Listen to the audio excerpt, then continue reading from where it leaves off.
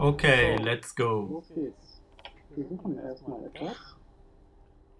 We start looking for something, and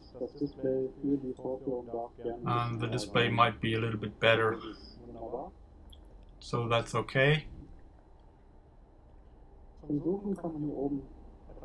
To look for something, you can just click on the symbol there, and then we start looking for a geocache like this one, Kai-Speicher B by Michi HH.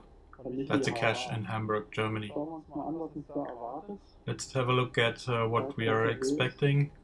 The description is not complete as it seems. The pictures are missing and the text is chopped off.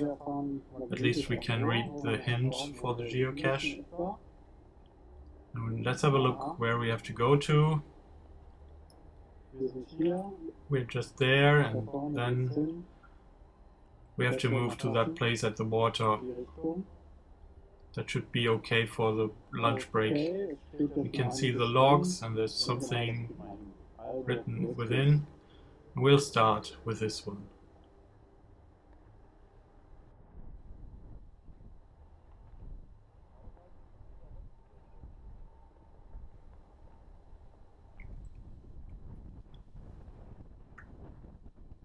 Unfortunately, you cannot push up the dashboard away.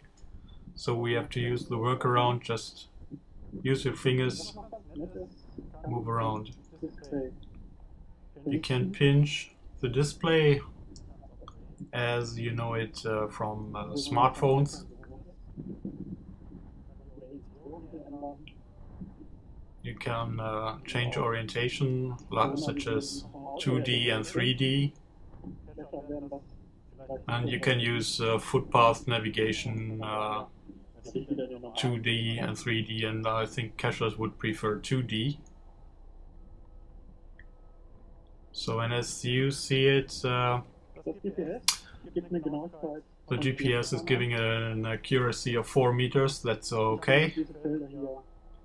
You can configure the little fields in the dashboard. And you can show the battery level and some other things, the height, when you will be arriving at some place, and the UV index, which is not working at this sample. So I return to the battery level.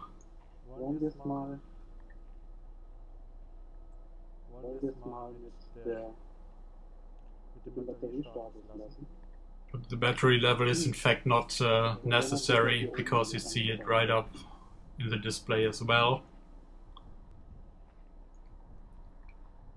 So if you take a close look at the display,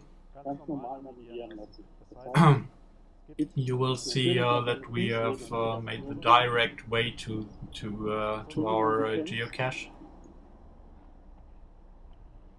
And which is depicted with a line. And as you may see in the slow motion, my arrow is not the same. The visibility is not the visibility line is not following my location. This is not okay in my opinion. So let's use our little lunch break to navigate around in the menus. I can connect the Monterra with my smartphone, such as my iPhone, using the hotspot mode. As it is not possible to make any telephone calls except for, let's say, Skype on wireless LAN. You have to use of course, your smartphone for making some telephone calls or whatever. But if you are connected, it is shown in the menu that you are connected, and then you can of course use any apps as you know that geocaching app, Google Maps, you make a Google search, whatever, and of course you can have a look on the Google Maps. What's very annoying is the fact that the display is not very fine. The display resolution is not very fine. It's only 480 times 272 pixels. And if you start Ingress app, you'll see that very quickly. So it's like a brick design. It's completely destroyed. You see, let's say on a portal view, you cannot see the buttons. That's of course, it's not playable then. So that was a clear disappointment.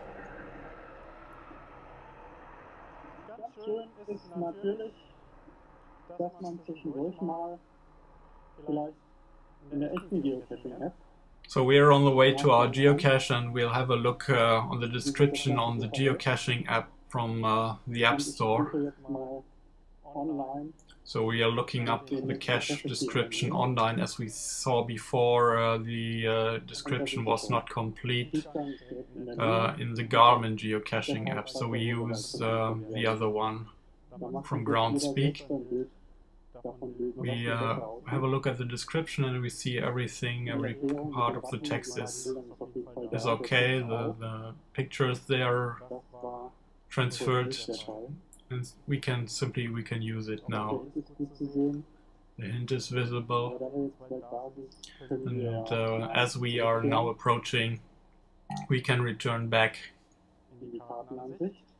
We return back to the map view of the Garmin. And it's only 112 meters away, so we can now use the compass mode, which is very easy. So in this moment the compass seems not to be working, so I think I have to drag it onto the display. This symbol, as you know it, I take it and have it on the display. So that's it.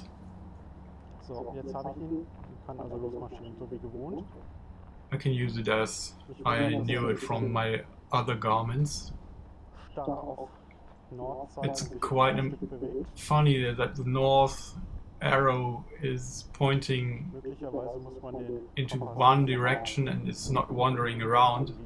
And I think I need to calibrate the compass, but in fact I did it afterwards and it didn't change anything. The compass was stuck. But of course the cache's nose is still working, and now we are here at ground zero and we can have a look at the cache.